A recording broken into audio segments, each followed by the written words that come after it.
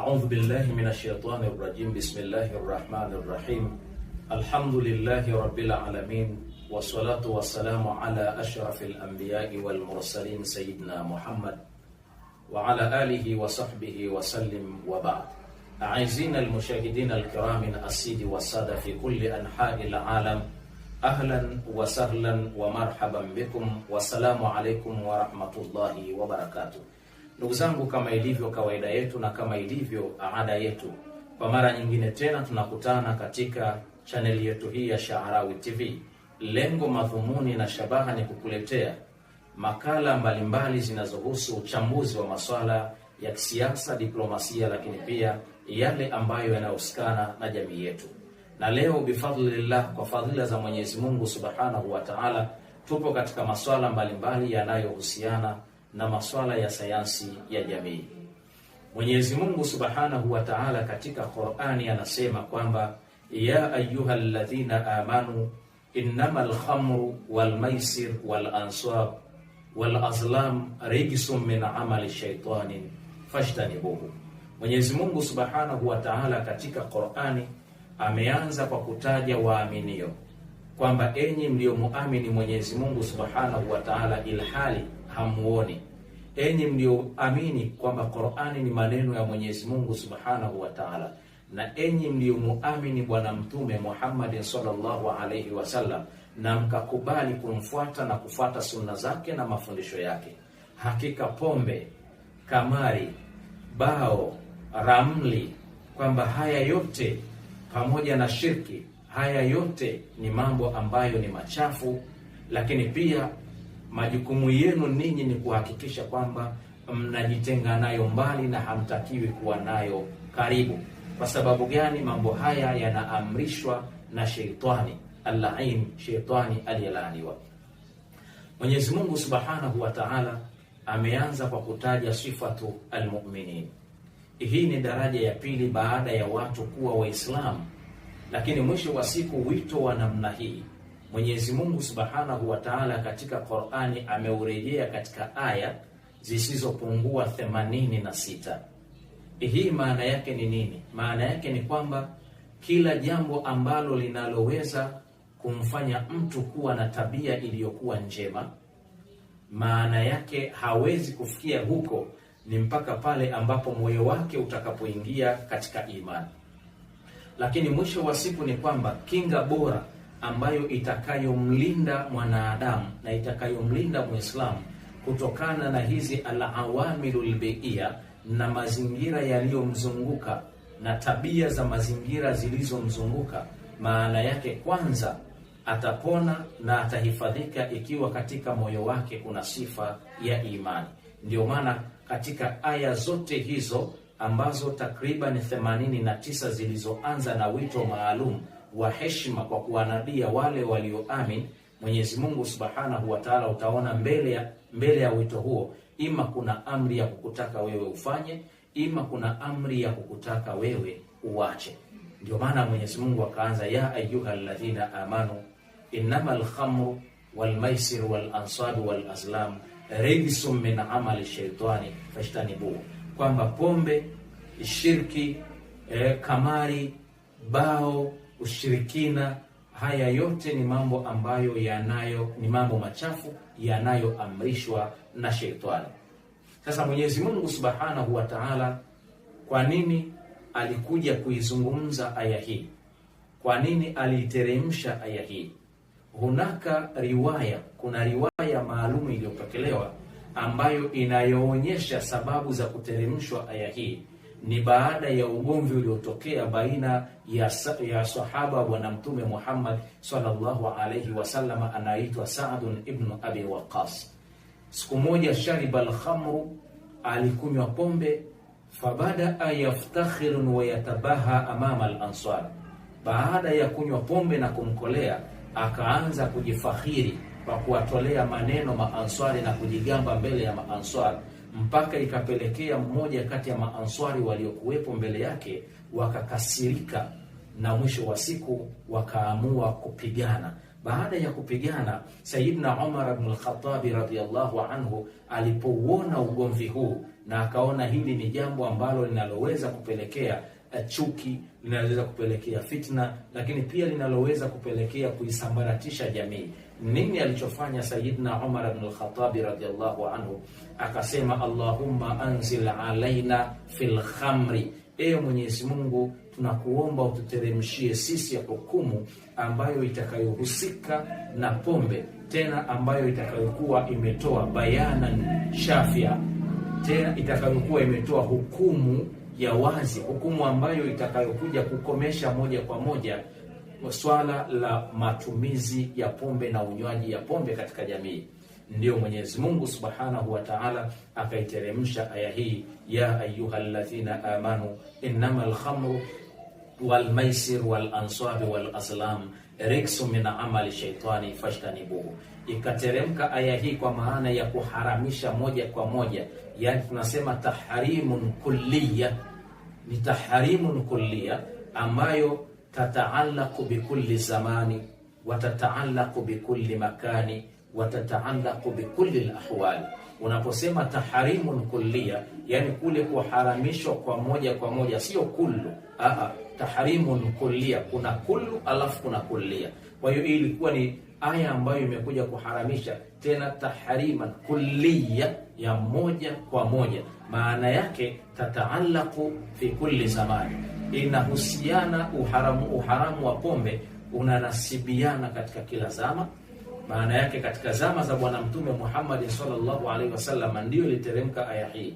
Haina maana kwamba katika zama zinazokuja watu wataruhusiwa kunywa, au katika eneo fulani watu wataruhusiwa kunywa na katika eneo fulani watu hawataruhusiwa kunywa. Hii inakuja kwa maana tahrim kulliya, wa yataallaqu bil zaman wa tataallaqu bil makan, na inahusikana na kila sehemu, wa fi kulli ahwali, na katika kila hali. Maana yake sio sehemu fulani ni halali, sehemu fulani ni haramu, kulingana labda na mazingira yalivyo. Kwa mujibu wa itikadi yetu ni kwamba maeneo yote pombe kunywewa ni haramu. Sasa kwa nini nimekuja kuyazungumza haya katika kipindi chetu hichi? Kuna nukta za msingi ambazo zimepelekea mimi nizungumze. Sehemu ya kwanza ni kwamba kuna vita kubwa sana ya wafanyabiashara kati ya maeneo tofauti ndani ya mkoa wetu, lakini maeneo tofauti ndani ya mji wetu. Kwa hiyo kuna baadhi ya makundi ya wafanyabiashara wanakinzana na uwekezaji wa mfano wa uwekezaji ambao wao wameuweka katika masuala ya kufungua klabu na kusababisha wimbi la watu kuingia katika maeneo hayo kwa ajili ya kwenda kunywa pombe. Kwa hiyo baadhi ya wafanyabiashara wamekuwa na vita kubwa na wale wafanyabiashara ambao wanatoka sehemu moja na kwenda katika maeneo mengine kwa ajili ya kufungua biashara zao na kuwekeza biashara zao katika masuala ya matumizi ya pombe. Kwa hiyo hawa wafanyabiashara wanaopinga swala hilo ndio wamekuwa wakitumia vyombo vya habari kuhakikisha kwamba wanatengeneza mtandao kwa kupitia vyombo vyao vya habari vya kwenda kuwachafua wale ambao wamekwenda kuwekeza biashara zao za pombe katika maeneo mengine. Kwa nini wanafanya hivi? Sehemu ya kwanza ni kwa sababu biashara hizi, vilabu hivi vya unywaji wa pombe ambavyo wao wamevifungua katika maeneo yao, maana yake vinategemea sehemu ya watu wao na wateja wao kutoka katika maeneo yetu. Lakini mwisho wa siku sasa unaona kabisa kwamba ufunguzi wa hii biashara au uwekezaji huu, maana yake utakuwa ni sehemu ya vitu vitakavyochagiza kukata watu kutoka huku kwenda kule. Yani wale watu waliokuwa wanapatikana kule wengi walikuwa wanatoka huku. Kwa hiyo huku kwa kuwa wamewekewa kitu hiko, maana yake hawa huku watakuwa hawaendi kule. Hiyo sehemu ya kwanza. Lakini sehemu ya pili ni kwamba wateja ambao wao waliokuwa wanawategemea katika biashara hizo, maana yake ni kwamba wale wateja walionao, sehemu ya wateja walionao kule watahama kutoka kule, watakuja katika maeneo ya huku. Sasa katika hii sura, namna gani tunaweza kuhakikisha kwamba tunavunja uwekezaji huu ili usiweze kuendelea na usitoe matokeo chanya kwa nadharia zao? Sasa ndio wanatumia vyombo vya habari kutengeneza sura tofauti ili kuhakikisha kwamba wanawatenza nguvu hawa wengine. Sasa nini ambacho kinachofanywa? Kinachofanywa ni kwamba hawa wafanyabiashara ambao wanakinzana na uwekezaji huu katika maeneo mengine wamekuwa wakiwatumia vyombo vya habari kwenda kwa mashehe na kuwahoji.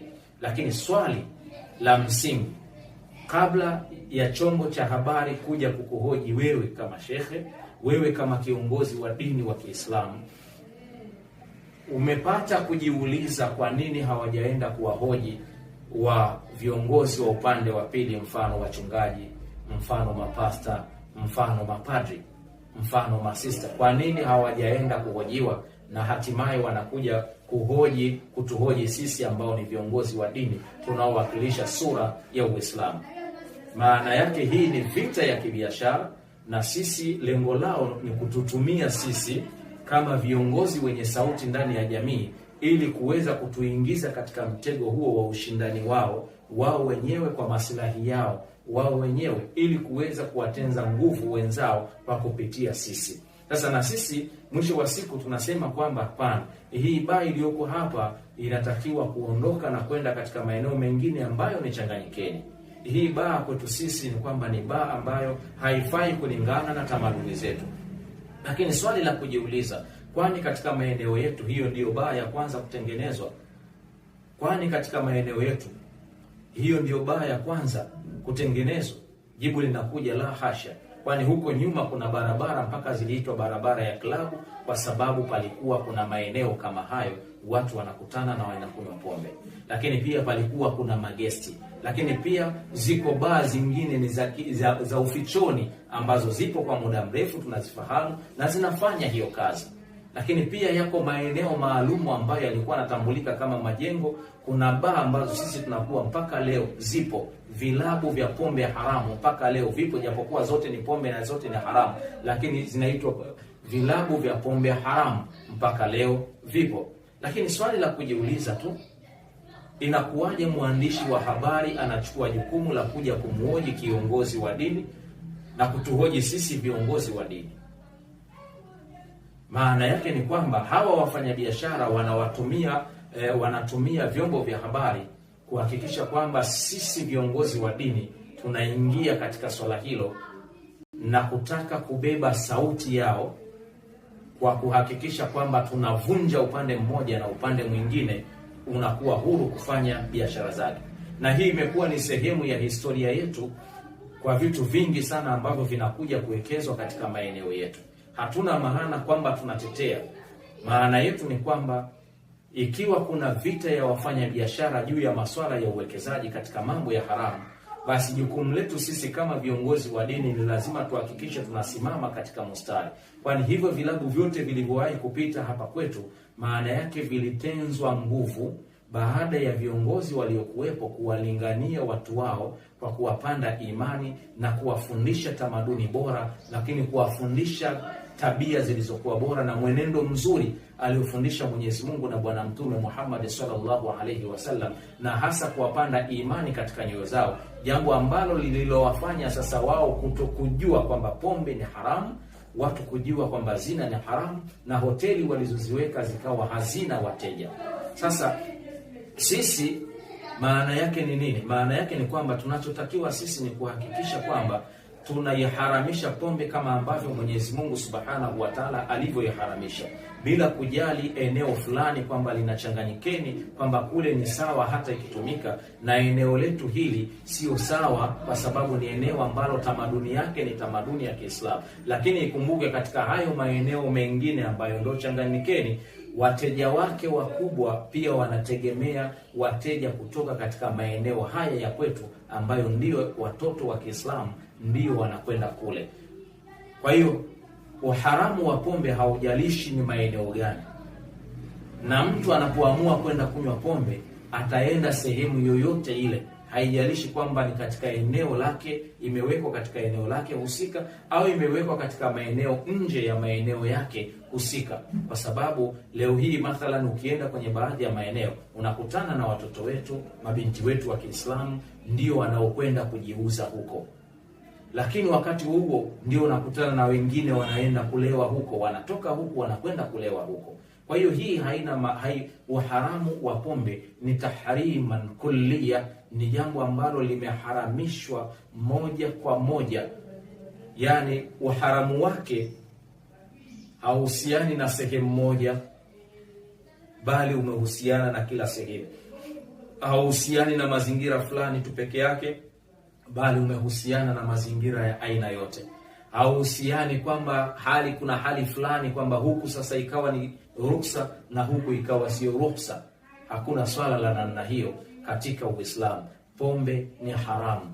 Kubwa zaidi ni kwamba sisi tusitumiwe na viongozi wa wafanyabiashara na wawekezaji wa wafanyabiashara kuingia katika mitego ya namna hiyo, jambo ambalo linakuja kutuvunjia heshima, jambo ambalo linakuja kuonyesha kwamba hatujui nafasi zetu, hatujui namna ya kutumia nafasi zetu vizuri. Na mimi niseme wazi, nitoe tahadhari kwa wafanyabiashara wote pamoja na vyombo vya habari. Michezo kama hii mmekuwa mkiifanya kwa muda mrefu kwa kutafuta kiki. Mmekuwa mkiifanya kwa muda mrefu kuwaingiza viongozi wa dini katika mambo yenu ninyi ambayo hayahusikani na viongozi wa dini. Mmekuwa mnawaingiza viongozi wa dini kutaka kugawa watu, kutaka kupotosha umma. Sasa mimi ni washauri kwamba achaneni na hizo tabia. Vita vyenu ni vita vyenu ninyi wenyewe ambao mnashirikiana katika masuala ya uharamu, ambayo kwa itikadi yetu sisi ni haramu kunywa pombe. Haijalishi ni eneo fulani au ni eneo fulani au mazingira fulani au mazingira fulani. Yani Muislamu kwake pombe ni haramu, hata kama akitoka hapa akienda Ulaya kwake pombe ni haramu. Na ndivyo hivyo ambavyo Waislamu wote wanatakiwa kujua kwamba kwetu matumizi ya pombe hapa kwetu ni haramu, sawasawa iwe Ujiji au sawasawa iwe Mwanga au Gungu au Kibirizi au sehemu yoyote ile. Pombe ni haramu popote pale utakapokuwa. Kwa hiyo sisi hatupaswi kutumiwa kama bendera na vyombo vya habari au na wafanyabiashara wengine na kutoa kauli ambazo zinazodogosha ule uwepo wetu na kuonyesha kwamba sisi hatujitambui, lakini sisi pia tunashiriki katika kugawa watu. Bali majukumu yetu ni kuhakikisha kwamba tunawafundisha watu namna ya kuwalea watoto wao, tunawafundisha watu namna ya kutahadhari na uharamu huu wa pombe, kwa sababu unaleta chuki, unaleta fitna, unaleta hasadi, lakini pia unaleta mmong'onyoko wa maadili. Matumizi ya pombe ni matumizi ambayo hayafai, kwa sababu unakuja kuharibu saikolojia za watu ndani ya jamii. Unaondoa uwezo wa fikra ndani ya watu wanaoishi katika jamii hiyo. Unaondoa uwezo wa kufanya kazi ndani ya watu wanaoishi katika jamii hiyo.